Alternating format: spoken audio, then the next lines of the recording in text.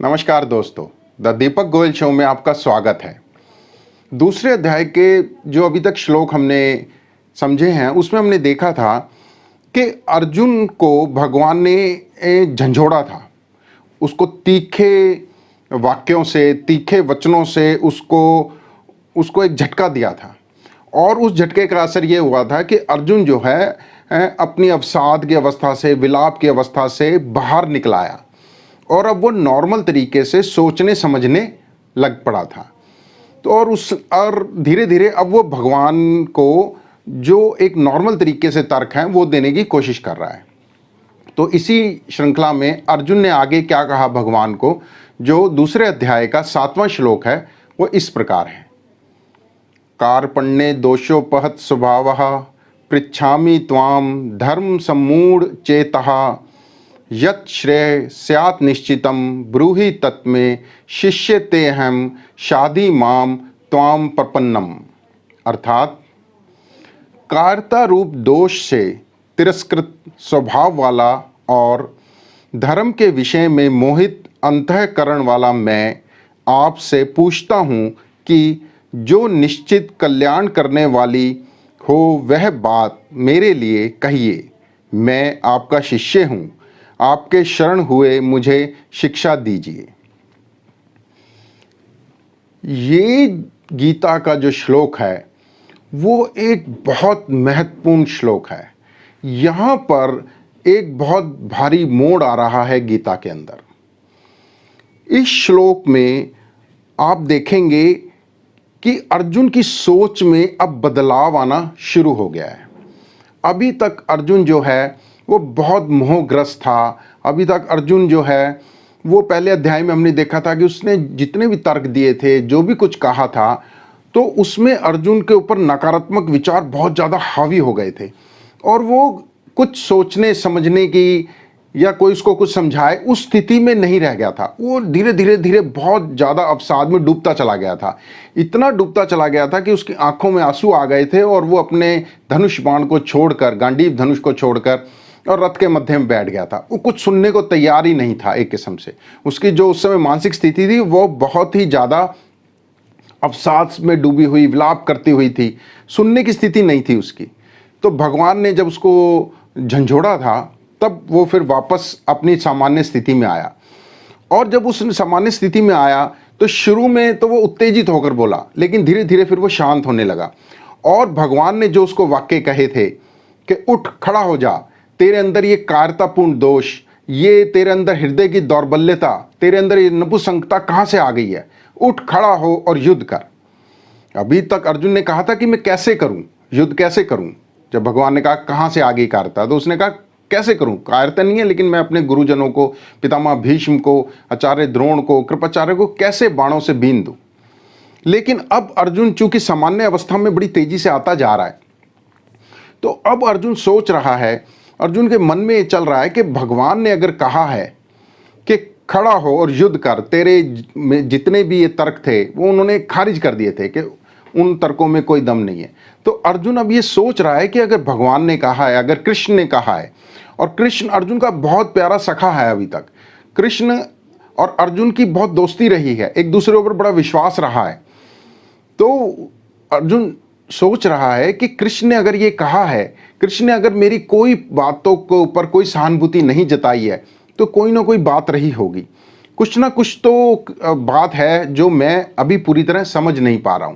क्योंकि अब सामान्य स्थिति में आ रहा है अर्जुन, इसलिए सामान्य तरीके से सोच रहा है। और वो सोच रहा है कि क्या कारण है कि भगवान ने या कृष्ण ने मेरे को कहा है कि तू खड़ा हो और युद्ध कर। तो इस बात से अब अर्जुन कंफ्यूज हो रहा है कि मैं अपने प्रियजनों से, अपने घर के बंदों से, अपने घर के कुल के बड़ों से, बूढ़ों से, गुरुजनों से लड़ाई करूं या नहीं करूं, या युद्ध छोड़ के चला जाऊं। अब अर्जुन जो है एक सामान्य अपने स्वभाव के अनुसार सोच रहा है। भगवान के कहने से अर्जुन के मन में ये आया है कि कहीं ये वाकई कायरता वाली बात तो नहीं कर रहा मैं, कहीं सचमुच में कायरता रूपी दोष ही में तो नहीं आ गया हूं मैं, कहीं कायरता की वजह से ही, कहीं युद्ध से डरकर ही तो नहीं मैं जा रहा। हालांकि उसके उसके मन में यही था कि मेरे को युद्ध से डर नहीं है, लेकिन मैं अपने प्रियजनों को, बंधुओं को कैसे मारूं। और इन दोनों बातों के बीच में फंसकर, इस द्वंद्व में फंसकर अर्जुन ये निर्णय नहीं कर पा रहा है कि क्या करा जाए और क्या ना करा जाए। और शुरू में भगवान ने उसको कहा था कि अनार्य जुष्टम, ये जो तेरा जो कर्म है, ये जो तेरा कार्य है, ये जो तू कर रहा है, ये श्रेष्ठ पुरुषों का, जो उत्तम पुरुष है, जो श्रेष्ठ पुरुष हैं, जो आर्य पुरुष हैं, उनको शोभा नहीं देता है। ये तेरे को ये शोभा नहीं दे रहा है। जो श्रेष्ठ पुरुषों का जो काम होना चाहिए वो तू नहीं कर रहा है। तो ये जो तेरी सारी बातें हैं अनार्य जुष्टम करके भगवान ने कहा था। तो उसी बात को लेकर और अर्जुन जो है भगवान से पूछ रहा है। अर्जुन ने क्या कहा है इसमें? अर्जुन ने सबसे पहली बात कही है कि कार्य पण्य दोषोपहत स्वभावः, कायरता रूप दोष से तिरस्कृत स्वभाव वाला। स्वभाव जो होता है किसी भी व्यक्ति का, वो जन्मजात होता है। स्वभाव का अर्थ होता है कि नेचुरल इंक्लिनेशन किधर की तरफ है, प्राकृतिक नैसर्गिक जो झुकाव है वो कुछ खास करने का होता है। हर एक व्यक्ति का अपना एक नेचुरल स्वभाव होता है। किसी व्यक्ति का नेचुरल स्वभाव होता है खेल कूद में जाने का। आप देखेंगे स्कूल कॉलेजेस में कुछ बच्चे नेचुरली स्पोर्ट्स पर्सन बनते चले जाते हैं। उनका नेचुरल इंक्लिनेशन होता है स्पोर्ट्स एक्टिविटीज़ की तरफ। कुछ बच्चों का स्वभाव होता है पढ़ाई की तरफ, ऑटोमेटिक वो पढ़ाई की तरफ जो है वो खिंचते चले जाते हैं, स्पोर्ट्स एक्टिविटी की तरफ इतने नहीं होते। हर एक व्यक्ति का एक नेचुरल स्वभाव होता है, किसी कार्य के प्रति नेचुरल खिंचाव होता है। और अर्जुन का स्वभाव जो है वो क्षत्रिय का है। अर्जुन का जो स्वभाव है, जो उसका नेचुरल इंक्लिनेशन है, वो छात्र स्वभाव है।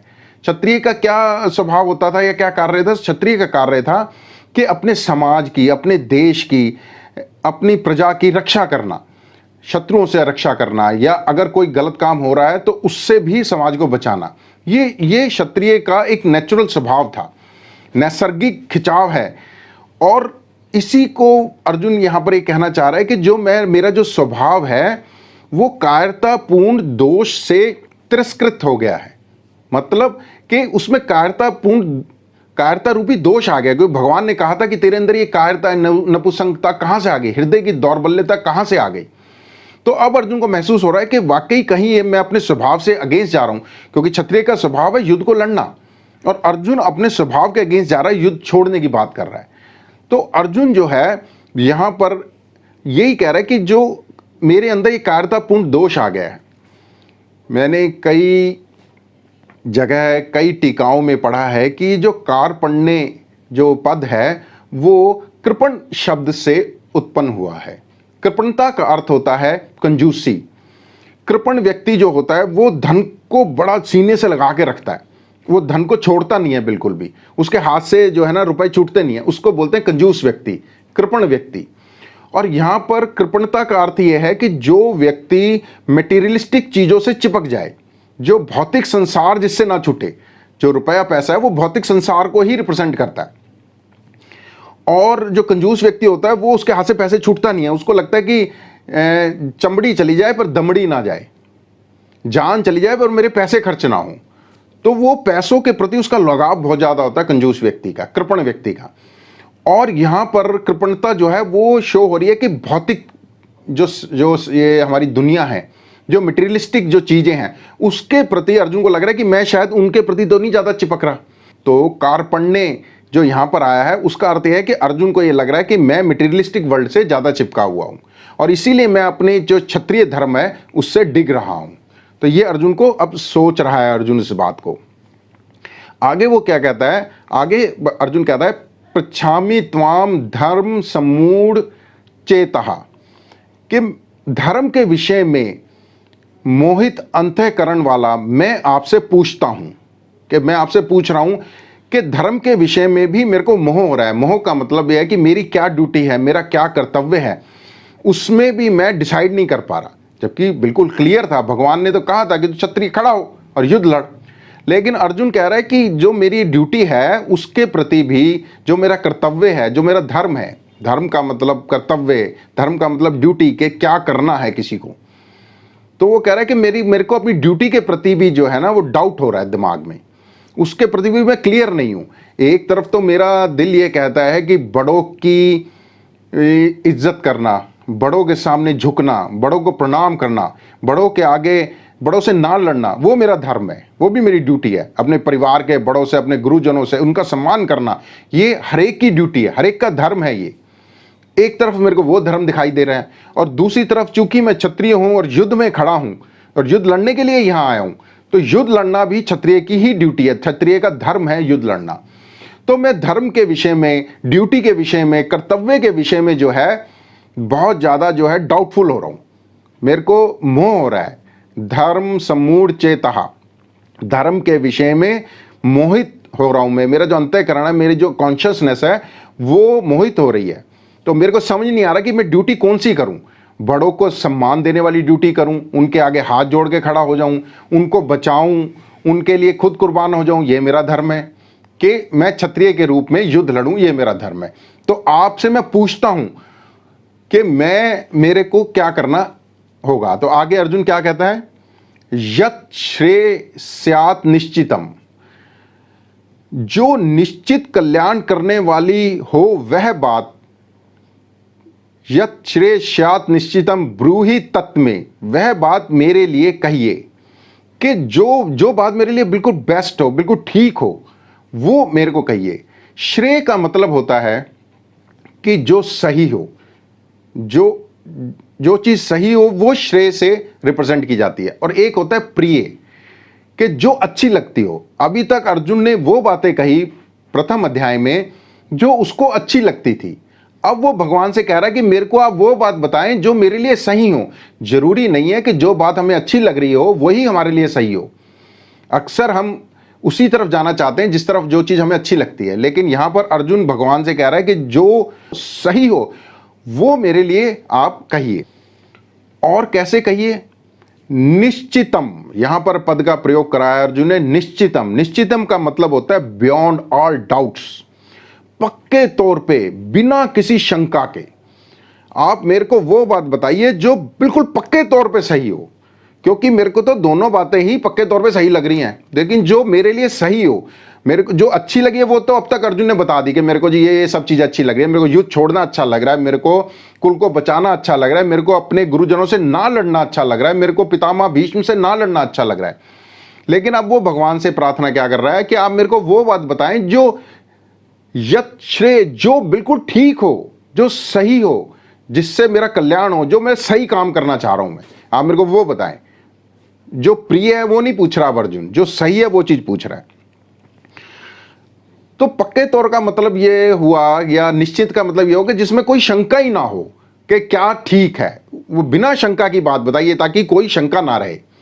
शंका या डाउट जो होती है वो जिसके दिल में आती है, जिसके दिमाग में आती है, तो समझिए वो एक इंटेलिजेंट आदमी है, वो एक होशियार आदमी है, वो एक विचारवान व्यक्ति है। शंका उसी को आएगी जो सोचेगा, जो सोचेगा नहीं ना, जो उसको शंका आएगी नहीं कभी। जो फॉलोअर्स होते हैं ना उनको कोई शंका नहीं होती, जो लीडर ने कह दिया उसके पीछे चल पड़ो, वो फॉलोअर्स होते हैं।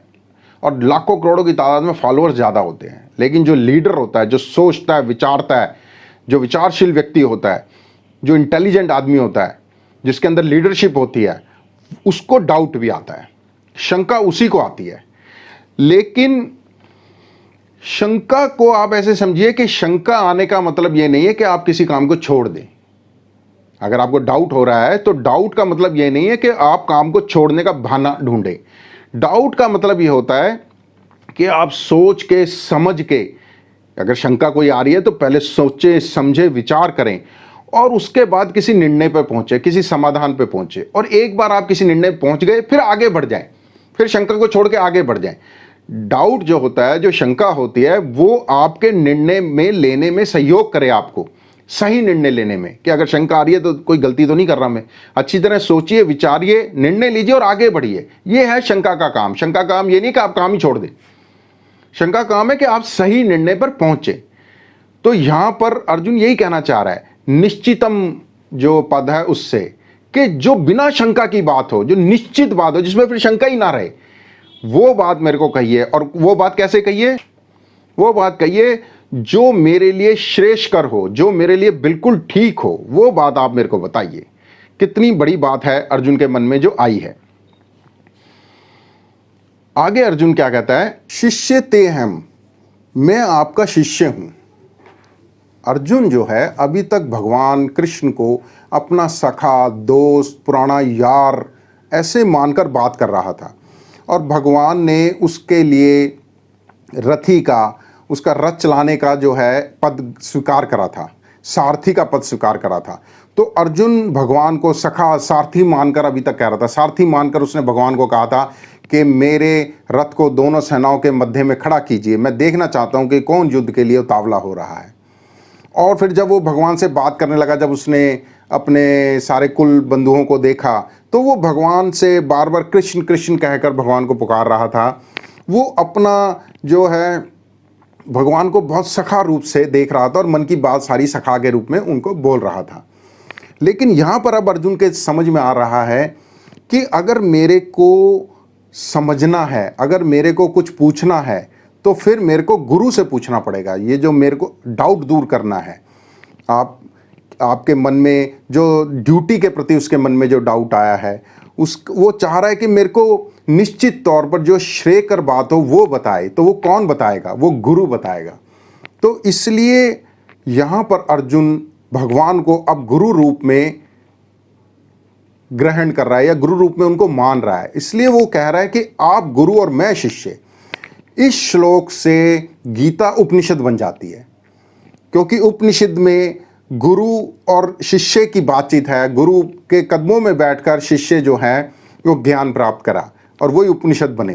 तो यहाँ पर अर्जुन भी अब भगवान के चरणों में बैठा हुआ है और भगवान से गुरु रूप में प्रार्थना कर रहा है कि आप मेरे को बताएं कि मेरे लिए निश्चित रूप से क्या सही है। क्योंकि धर्म के विषय में मेरा मन मोहित हो रहा है, धर्म के विषय में मेरे को डाउट हो रहा है। धर्म मतलब ड्यूटी के विषय में मेरे को डाउट हो रहा है कि, और मेरे को अपने स्वभाव में भी ऐसा लग रहा है कि जो है मेरा स्वभाव जो है वो तिरस्कृत हो चुका है, मतलब मेरा स्वभाव भी बिगड़ चुका है। स्वभाव मेरा बिगड़ चुका है, जो मेरे अंदर के जो मेरा नेचुरल इंक्लिनेशन है उस तरफ मैं शायद नहीं जा रहा हूँ, और मेरे को कहाँ जाना चाहिए, क्या करना चाहिए, क्या नहीं करना चाहिए, वो मेरे को नहीं पता लग रहा है। यहाँ पर एक बहुत बड़ी बात आई है कि अर्जुन ये चीज़ मान रहा है कि उसको नहीं पता है कि धर्म मेरा क्या है, धर्म मतलब मेरी ड्यूटी क्या है, मेरे को क्या करना चाहिए, क्या नहीं करना चाहिए, इस विषय में मैं क्लियर नहीं हूँ।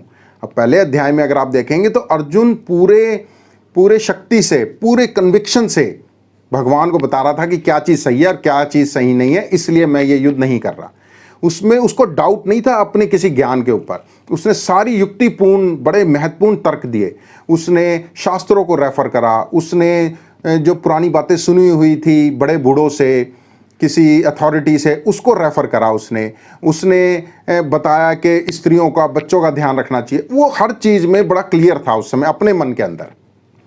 लेकिन अब अर्जुन चूंकि नॉर्मल स्थिति में आ गया है, और अर्जुन बहुत ही समझदार आदमी था, तो अब उसको पता लग रहा है कि नहीं, मेरे को क्लैरिटी से नहीं पता कि मेरी ड्यूटी क्या है। ये मानना कि आपको सब कुछ नहीं पता है, ये आपको नया ज्ञान, नई शिक्षा, जीवन में आगे बढ़ने का अवसर देता है। जिस आदमी को ये लगता है ना कि मेरे को सब पता है, वो फिर किसी दूसरे से समझने को तैयार नहीं होता है। अगर आपको लगे कि आपके पास जो ज्ञान है सिर्फ वही सही है, या आप समझिए कि आपने अपने दिमाग की दरवाजे खिड़कियां सब बंद कर दी हैं, तो फिर जो आपके पास बचेगा वो सिर्फ अंधविश्वास बचेगा। जब आप उस पर डाउट करने को तैयार नहीं होगे, जब आप उस पर कोई चीज़ सुनने को तैयार नहीं होगे, जब आप उस पर कोई तर्क नहीं खड़ा कर पाओगे, तो आप समझिए कि आपकी तरक्की रुक गई, फिर आपका ज्ञान उतना ही सीमित हो गया। फिर वो एक अंधविश्वास में बदलता चला जाता है कि जो मैं कह रहा हूँ वही ठीक है। लेकिन जब आदमी को ये लगता है कि नहीं, मेरे को सब कुछ नहीं पता, मैं गलत भी हो सकता हूँ, मैं सामने वाले से, मेरे से समझदार आदमी से या अपने गुरु से पूछूं कि मेरे को बताएं कि मेरे को ये सही लग रहा था, आप बताएं कि ये सही है या इसके ऊपर भी कोई और ज्ञान है। तो यहाँ पर अर्जुन भगवान को अब गुरु मानकर और अपने ज्ञान को ये मान रहा है कि मेरे को सब कुछ नहीं पता। ये एक बहुत बड़ी बात है जीवन में आगे बढ़ने के लिए, और यहीं से अर्जुन का आगे का मार्ग जो है वो प्रशस्त होगा। और आगे अर्जुन क्या कहता है, शाधि माम, मुझे शिक्षा दीजिए। गुरु माना है, इसलिए उसने कहा है कि अब आप मेरे को शिक्षा दीजिए, मेरे को समझाएं क्या गलत है क्या सही है। त्वाम प्रपन्नम, मैं आपकी शरण होता हूँ। आखिर में अर्जुन कह रहा है भगवान को कि मैं तुम्हारी शरण होता हूँ। शरण होने का मतलब ये होता है कि जब आपने अपनी डोर सामने वाले को पकड़ा दी, शरण होने का मतलब है कि अब जो आप कहें, जैसे रखें, जो करें, मैं उसके लिए तैयार हूँ। लेकिन भगवान की ने तो पहले ही कहा था कि खड़ा हो और युद्ध कर। भगवान का तो क्लियर निर्देश था, लेकिन अर्जुन ने उसको माना नहीं है। अर्जुन के मन में डाउट्स आ रहे हैं, शंकाएं आ रही हैं उसको लेके, और उनको वो क्लैरिफाई करना चाह रहा है। तो यहां पर जो आया कि मैं आपकी शरण हुआ हूं, शरण होने के बाद तो सवाल बचता ही नहीं है। शरण होने के बाद तो फिर जब सामने वाले ने जो कह दिया, जिसकी आप शरण में आए हो, फिर उसके कहे पर चलना होता है। तो इसका मतलब यह है कि अर्जुन अभी पूरी तरह शरण में आया नहीं है। यहां पर वो कह तो रहा है कि मैं तुम्हारी शरण आया हूं, लेकिन आया नहीं है। और वो भगवान के आगे एक शिष्य के रूप में ज़्यादा आया है, और भगवान भी अब उसको शिक्षक की भांति समझाएंगे क्या सही है क्या गलत है, उसके तर्कों का जवाब देंगे। और आप देखेंगे अर्जुन गीता में बार बार भगवान से कई सवाल करेगा। भगवान भी शिक्षक की भांति, भगवान भी टीचर की भांति बहुत ही धैर्य से उसके हर सवाल का, उसकी हर शंका का जवाब देंगे। टीचर जो होता है वो जल्दी से बच्चों से इरिटेट नहीं होता, क्योंकि बच्चों का तो काम है बार बार सवाल पूछना। सिली क्वेश्चंस बहुत पूछते हैं बच्चे, लेकिन अच्छा टीचर वही होता है जो अपने शिष्यों को, अपने छात्रों को, अपने चेलों को, उनके मन के सारे डाउट्स को क्लियर कर दे। वो टीचर जब पढ़ाता है तब बच्चे कहते हैं भी हमें इस सब्जेक्ट में अब कोई भी डाउट नहीं रहा। तो भगवान भी उसी शिक्षक की भांति बहुत धैर्य से अर्जुन को सारी चीज समझाएंगे। मैंने आपको शुरू में कहा था कि ये श्लोक बहुत ही इंपॉर्टेंट है। उसकी इंपॉर्टेंस ये है, अगर आप समझें, कि इस श्लोक में अर्जुन ने भगवान से प्रार्थना करी है कि मेरे को बताएं कि क्या सही है और मेरे को क्या करना चाहिए, जो मेरे लिए निश्चित रूप से सही हो, प्रिय हो ऐसा नहीं कहा उसने, जो मेरे लिए निश्चित रूप से सही हो वो राह मेरे को आप दिखाइए, वो बताइए। और इस प्रार्थना की एवज में ही भगवान ने पूरी गीता उतार दी धरती पर, और ना सिर्फ अर्जुन का कल्याण कर दिया, बल्कि आने वाली पीढ़ियों तक का, आने वाले युगों तक का कल्याण हो गया गीता के उपदेश से। हम भी क्या करते हैं कि भगवान से बहुत प्रार्थनाएं करते हैं और प्रार्थनाओं मांगना शुरू कर देते हैं। हे भगवान मेरे नंबर आ जाएं, हे भगवान मेरा एडमिशन हो जाए, हे भगवान मेरी लॉटरी लग जाए, हे भगवान मेरी नौकरी लग जाए, हे भगवान मेरे को धन संपदा दौलत मिल जाए। हम भगवान से जब प्रार्थना करते हैं ना तो मांगना शुरू कर देते हैं, खूब मांगते हैं, और हमें ये लगता है कि हमने जो करना था ये सब चीज़ पाने के लिए वो तो हम सब कर चुके। हे भगवान मैं पूरी अपनी मेहनत कर चुका, अब मेरे को नंबर दिला दे, मेरा एडमिशन करा दे। हे भगवान मैं तो बहुत मेहनत कर चुका, अब मेरे व्यापार में बहुत फ़ायदा करा दे, मेरे को दौलत दे दे। हमें ये लगता है कि जो इस सब चीज़ को पाने के लिए करना था वो हम कर चुके, अब भगवान ने अपनी ड्यूटी करनी है। हम तो अपनी ड्यूटी कर चुके, अब भगवान की ड्यूटी बची हुई है। लेकिन हम भगवान से ये प्रार्थना करें कि हे भगवान जो हमारे लिए ठीक हो वो राह हमें दिखाओ। ये प्रार्थना करनी चाहिए हमेशा भगवान से। और जब आप सच्चे दिल से, सच्चे मन से अर्जुन की भांति भगवान से ये प्रार्थना करेंगे तो भगवान आपकी एक पुकार पर, जैसे अर्जुन की एक पुकार पर भगवान ने पूरी गीता उतार दी, आपको भी भगवान सही राह दिखाएगा। तो हमेशा याद रखिए कि जब प्रार्थना करनी है भगवान से तो चीज़ें मांगने की बजाय आप भगवान से अर्जुन वाली प्रार्थना करें। यत श्रेष्ठ स्यात् निश्चितरम ब्रूहि तत्मे शिष्यते अहम शादी माम त्वाम प्रपन्नम। हे भगवान मैं आपकी शरण में आया हूँ, जो मेरे लिए सही रास्ता हो मेरे को वो दिखाएं। ये प्रार्थना आपका जीवन बदल देगी, ये प्रार्थना आपको सही राह पर दे देगी।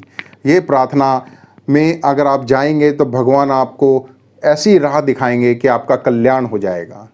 धन्यवाद।